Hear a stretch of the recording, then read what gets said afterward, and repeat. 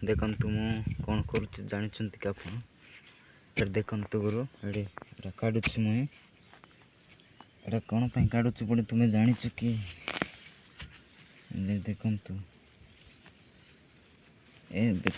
ଦେଖନ୍ତୁ ଏଇଟା ଦେଖନ୍ତୁ, ଏଇଟା ଦେଖୁଛ ନା? ଏଇଟା ହେଉଛି, ସେଟା ଆମ ଭାଷାରେ କୁହାଯାଏ ଯେ ସେଟା ଛୋଟ ପିଲାମାନଙ୍କୁ କାମ ଦେବ। ସେଥିପାଇଁ ବୋଲି ମୁଁ ଆଣି ଆସିଛି ହେଲା। ଯଦି ତୁମ ଛୋଟ ପିଲା କ'ଣ ହେଉଛି ବୋଲେ ମୋତେ କହିବେ, ନିଶ୍ଚୟ ତ କହିବେ ନା। ଦେଖନ୍ତୁ ମୁଁ କାଢ଼ୁଛି, ଦେଖନ୍ତୁ, ଦେଖିପାରୁଛ ନା? ଦେଖନ୍ତୁ କାଢ଼ୁଛି। ଏଇଟା ନେବି। ଆଉ ରହିଲି, ଧନ୍ୟବାଦ।